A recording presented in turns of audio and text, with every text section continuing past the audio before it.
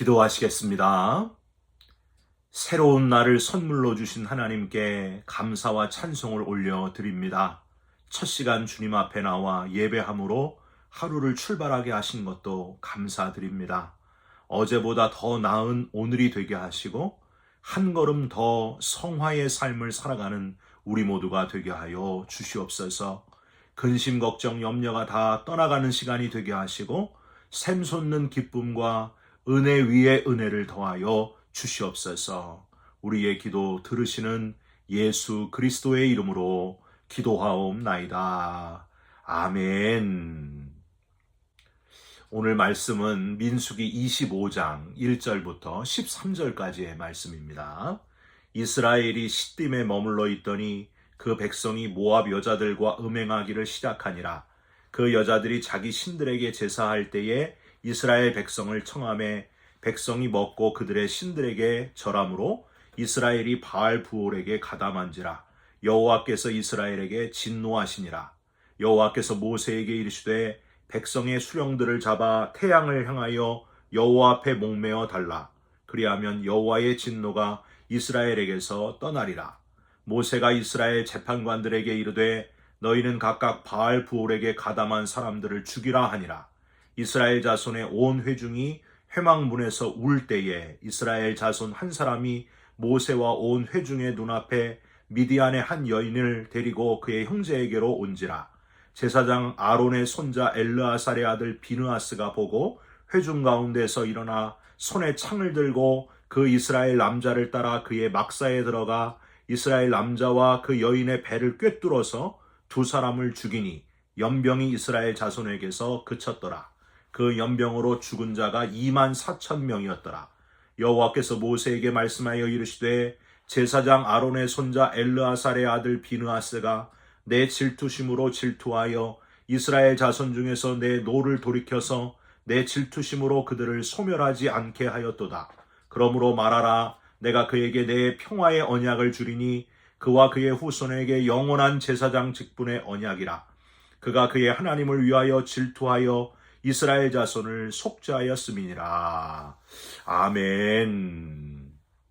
오늘은 민수기 25장 1절부터 13절까지의 말씀으로 죄와 벌이라는 제목의 말씀을 함께 나누고 기도하는 시간을 갖겠습니다. 여러분, 성경에 나오는 인물들 중에 혹시 이름이 같아서 동명이인이어서 헷갈리게 하는 사람 여러분 누가 있습니까? 예, 구약에 우리가 기억할 만한 인물 중에 다말이라고 하는 여인이 바로 동명이인입니다. 야곱의 넷째 아들이었던 유다, 그 유다의 며느리가 다말이었고요. 다윗 왕이 낳은 딸 압살롬의 친여동생 이름도 또한 다말이었습니다. 유다의 며느리 다말은 유다의 맏아들 엘과 결혼을 했는데 엘이 죽으니 이스라엘 전통에 따라서 둘째 아들 오난과 이제 형의 후사를 이어야 하는데 거부하다가 결국 오난도 죽게 됩니다. 그 다음 셋째 아들 셀라가 어려서 며느리 다말은 친정으로 잠시 보내게 됐는데 아들들이 죽는 게 며느리가 잘못 들어와서 그런 것 같다 하고 꺼리는 시아버지의 의도, 그 유다의 의도를 알아차린 다말이 일부러 창녀인 척하면서 정당한 행동을 한 이야기가 나와 있습니다. 결국 다말은 예수님의 족보에 들어간 여인들 중에 한 명이 되죠. 또 다른 다말은 말씀드린 대로 다윗의 아들 압살롬의 친여동생 다윗의 딸이었는데 배다른 첫째 형 암논이 다말을 속여가지고 겁탈을 하게 되고 결국에 압살롬이 그 암논을 죽이게 되는 이야기가 나와 있습니다. 압살롬의 친동생, 친여동생 다말은 얼마나 마음이 괴로웠을까요? 여러분, 이제 신약으로 와가지고요, 우리가 잘 아는 마리아, 이 마리아도 동명이인이었습니다. 학자들은요, 이 마리아라는 이름의 성경에 나오는 여인이 약 7명에서 8명이다 이렇게 밝히고 있습니다. 우리가 아주 잘 아는 예수님께 옥합을 깨뜨려서 부어드린 여인의 이름도 마리아였고요. 예수님의 어머니의 이름도 바로 마리아였습니다. 이렇게 여성 동명이인 말고 남자 이름 중에 동명이인 여러분 누가 기억나십니까? 잘 기억나지 않죠? 예, 무슨 성경 퀴즈 하는 것 같은데 오늘 본문을 읽으시면서 눈치채신 분이 있을 거예요. 바로 오늘 본문에 나오는 7절에 아론의 손자 즉 엘르아살의 아들 비느하스가 바로 동명이인 중 한 사람이었습니다. 여러분 이 비느하스는요 이름의 뜻이 흑인이란 뜻이 있어요. 그러니까 아마도 피부가 많이 까맸던 것 같아요. 같은 이름 비느하스가 또 어디 나옵니까? 기억을 더듬어 보세요. 바로 엘리 제사장의 둘째 아들 이름이 비느하스였습니다. 홈니와 비느하스. 특별한 거는요. 여인 중에 동명이인인 다말이나 마리아나 전부 다 대부분 다 좋은 인물들이었어요. 공통점이 좋은 인물이라는 공통점을 가지고 있는데 남자 중에 동명이인인 이 비느하스는 두 사람이 달라도 너무나 달랐습니다.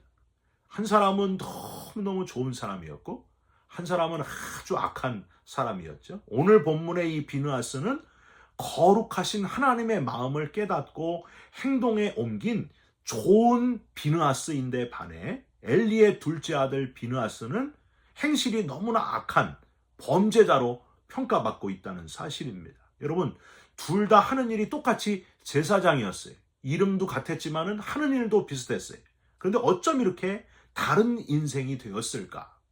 엘리 제사장의 둘째 아들 비느하스는 형 홈니와 함께 3살 갈고리를 가져다가 백성들이 재물을 가지고 오면 제일 좋은 고기를 자기들이 빼돌렸어요. 도둑놈 짓을 했어요. 그것만이 아닙니다.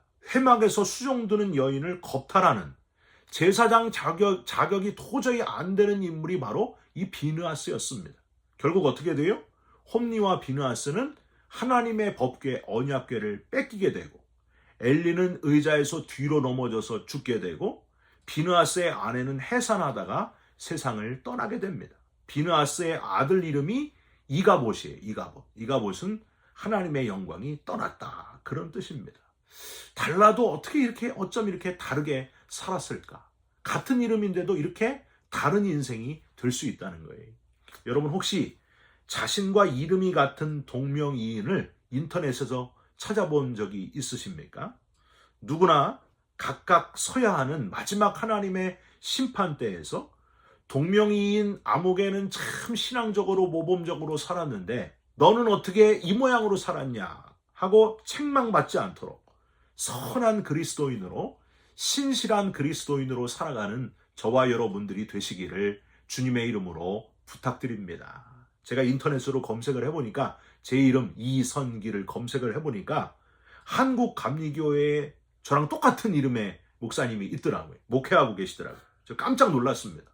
마지막 하나님의 심판대에서 똑같이 둘 다 감리교 목회자로서 이제 심판을 받을 텐데 그분은 참 목회를 잘했는데 넌 어떻게 이렇게 제대로 목회를 못했냐 하고 평가되지 않도록 늘 깨어있도록 여러분 계속해서 기도해 주시기를 간절히 부탁드립니다.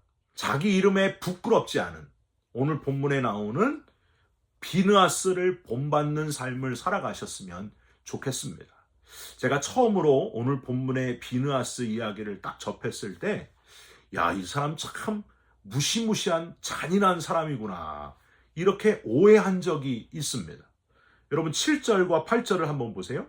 제사장 아론의 손자 엘르아살의 아들 비느하스가 보고 회중 가운데서 일어나 손에 창을 들고 그 이스라엘 남자를 따라 그의 막사에 들어가 이스라엘 남자와 그 여인의 배를 꿰뚫어서 두 사람을 죽이니 연병이 이스라엘 자손에게서 그쳤더라. 여러분 잔인해요? 안 잔인해요? 너무나 잔인하잖아요. 그래서 처음에 저는요 어떻게 이렇게 창으로 찔러가지고 이스라엘 남자와 미디안 여인의 배를 함께 꿰뚫어서 죽일 수 있을까? 참 처음에는 의구심이 생기더라고요. 그런데 성경은 이 행동을 거룩한 행동, 의로운 행동으로 평가하고 있다는 사실이에요. 비록 너무 잔혹하게 쓰여 있지만 아주 단호한 결단을 하는 걸 하나님이 보시고 비느하스와 그의 후손에게는 영원한 제사장 직분을 약속해 주셨습니다. 여러분 13절을 한번 보세요. 그와 그의 후손에게 영원한 제사장 직분의 언약이라. 그가 그의 하나님을 위하여 질투하여 이스라엘 자손을 속죄하였음이니라. 이 약속 그대로 카일이라고 하는 신학자에 의하면 오늘 본문 비느하스를 잇는 제사장 계보는 사사시대 말기 아론의 넷째 아들인 이다말 계열의 엘리 제사장 때를 제외하고 이후 신약 초기 이스라엘이 로마에 의해 멸망당하는 그 순간까지 이 비느하스의 계보가 계속해서 이어졌다. 이렇게 밝히고 있습니다. 우리는 이 비느하스에 좀 너무하다 싶을 정도로 아주 잔인하게 느껴지는데 그게 바로 단호한 아주 철저한 단절, 죄의 근절의 행동이 하나님을 아주 크게 기쁘시게 했다는 사실을 기억해야 됩니다. 11절을 한번 다시 보세요. 하나님의 아주 중요한 특징이 11절에 기록되어 있어요. 여러분, 하나님은 어떤 분이세요? 11절, 제사장 아론의 손자 엘르아살의 아들 비느하스가 내 질투심으로 질투하여 이스라엘 자손 중에서 내 노를 돌이켜서 내 질투심으로 그들을 소멸하지 않게 하였도다. 여러분, 이 11절 한 절에 질투라고 하는 단어가 3번이나 쓰여져 있어요. 연인 간에도요, 질투가 크면은 그만큼 상대방에 대한 애착, 사랑이 엄청나다는 뜻인데 우리는 이 질투라는 단어를 11절에서 3번이나 보면서 그 엄청난 하나님의 사랑을 확인할 수 있어야 됩니다. 하나님이 이렇게 이스라엘 백성들을 사랑하시는구나. 질투할 정도로 사랑하시는구나. 그리고 우리도 그렇게 사랑하시는구나. 할렐루야. 한편 비느하스의 이 무시무시한 창으로 2사람을 한꺼번에 찔러 죽이는 사건이 그냥 일어난 것이 아니라는 사실을 우리는 알 필요가 있습니다. 여러분 1절을 한번 보세요. 이게 그냥 있었던 사건이 아니에요. 1절, 이스라엘이 시딤에 머물러 있더니 그 백성이 모압 여자들과 음행하기를 시작하니라. 하나님의 백성, 이스라엘 백성이 모압 여자들과 음행했다는 거예요. 모압 여인들로 하여금 미인계를 써가지고 이스라엘을 무너뜨리는 건 바로 발람 선지자의 아이디어였습니다. 여러분, 이 발람 선지자 누구예요? 겉으로는 그럴싸하게 저는 하나님의 말씀만 전하겠습니다. 흔들리지 않겠습니다. 돈으로 다른 걸로 아무리 유혹해도 넘어가지 않겠습니다 하고 호언장담했던 그 선지자 발람, 결국에는 돈 때문에 넘어가 버렸습니다. 그 발람 선지자가 낸 아이디어로 지금 모압 여인들이 이스라엘 남자들을 유혹을 했고 넘어가 버렸다는 거예요. 결국 발람은 이 나쁜 아이디어를 모압 왕과 그 군사들에게 주었고 이 유혹에 이스라엘 백성들, 이스라엘 남자들은 다 헷가닥 넘어가고 말았습니다. 2절을 한번 보세요.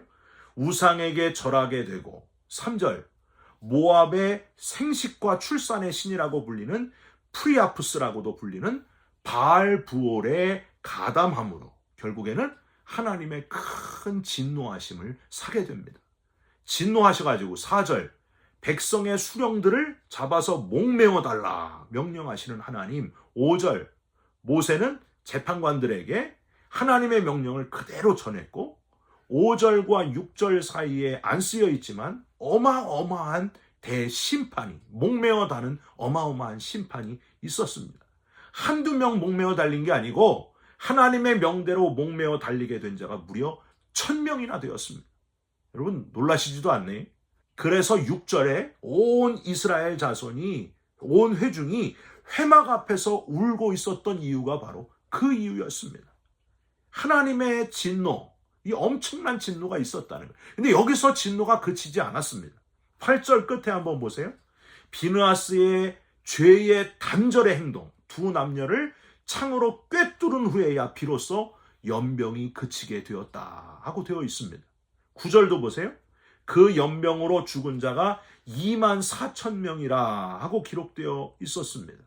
그러니까 이렇게 모압 여인들에 의해서 유혹에 넘어가게 한 지도자들 1000명을 목매어 달아서 죽이고 또 그 다음에 연병이 있었는데 그 연병을 그치게 한 거는 바로 이 비느하스의 창으로 찔러서 완전히 죄를 끊어 단절시킨 이 행동 때문에 연병이 떠나가게 되었다는 거예요. 여러분 9절에는 24,000명이라고 되어 있는데 왜 고린도전서 10장 8절에는 23,000명이라고 되어 있을까요? 아까 말씀드린 대로 5절과 6절 사이에 죽은, 목매어 달려 죽게 된 자 1000명을 합치게 되면 24,000명이 되는 거예요. 만약에 비느하스가 무섭게 아주 잔인하게 이 남녀를 창으로 찌르는 죄의 단절, 죄의 근절의 모습이 없었다고 한다면 연병은 계속될 것이고 결국 24,000명이 아니고 수십만 명이 죽었을 수도 있었습니다. 여러분, 악은 모양이라도 버리라고 했잖아요. 사랑하는 성도 여러분, 이렇게 비느하스처럼 철저한 끊어냄, 완전한 죄의 단절의 사람이 되시기를 주님의 이름으로 부탁드립니다. 여러분, 한국교회는요, 술을 금하는 귀한 전통을 가지고 있습니다. 어떤 분은 목사님, 술 먹는 게 죄는 아니지 않습니까? 하고 저한테 따지는 분도 있지만, 조선시대에 조선에 처음 들어온 선교사들은 조선 사람들이 술을 마시는 모습에 깜짝 놀랐습니다. 술을 먹어도 조선 사람들은 말술을 먹는 사람들이었어요.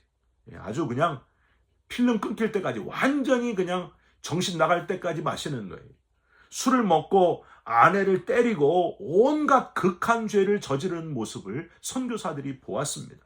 아, 이 민족에게는 교회에서, 기독교에서 술을 금하게 가르치는 게 맞겠다. 그게 바로 이 민족을 살리는 길이구나 했다는 거예요. 그래서 조선에 파송된 선교사들, 그분들의 그 단호함이 지금 한국교회를 오늘날까지 오게 했다고 하는 거예요.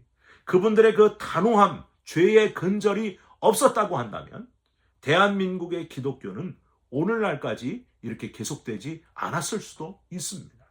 사랑하는 성도 여러분, 오늘은 기도하실 때에 하나님, 내가 완전히 끊어내야 될 것들, 단절해야 될 것들을 끊게 하여 주옵소서. 깨닫게 해주시고 완전히 끊어내게 하여 주옵소서. 기도하시고 행동으로 옮기시기를 주님의 이름으로 부탁드립니다. 여러분, 예수님은 우리 인간의 모든 죄를 끊으시기 위해서 단호하게 결단하심으로 십자가에서 죽어주셨습니다. 결단만 하신 게 아니라 실제로 행동에 옮기셨다는 거예요. 십자가에서 저와 여러분을 위해 물과 피를 다 흘리시고 손과 발에 못이 박히고 옆구리에 창이 찔려 죽으시면서 저와 여러분을 살려내신 분이 바로 예수 그리스도십니다. 여러분, 주님의 그 단호함, 근절, 우리를 구원하신 것을 꼭 기억하면서 저와 여러분도 끊어낼 것을 과감하게 끊어내는 용기 있는 그리스도인들이 다 되시기를, 이 땅에 이 시대에 비느하스가 되시기를 주님의 이름으로 축원드립니다. 기도하겠습니다. 하나님, 비느하스처럼 단호하게 끊어낼 것을 끊어내는 자가, 단절하는 자가 되게 하여 주시옵소서. 질투하시는 하나님, 그 하나님 외에는 다른 신을 두지 않는 우리 모두가 되게 하여 주시옵소서. 예수 그리스도의 이름으로 기도하옵나이다. 아멘. 하늘에 계신 우리 아버지여, 이름이 거룩히 여김을 받으시오며 나라가 임하시오며 뜻이 하늘에서 이룬 것 같이 땅에서도 이루어지이다. 오늘 우리에게 일용할 양식을 주옵시고 우리가 우리에게 죄진 자를 사하여 준 것 같이 우리 죄를 사하여 주옵시고 우리를 시험에 들게 하지 마옵시고 다만 악에서 구하옵소서. 나라와 권세와 영광이 아버지께 영원히 있사옵나이다. 아멘. 사랑하는 성도 여러분, 끊어내야 될 것을 끊어내는 과감한 결단을 하는 저와 여러분들이 되시기를, 죄와 단절하면서 살아가시기를 간절히 부탁드립니다. 여러분 사랑합니다. 축복합니다. 감사합니다.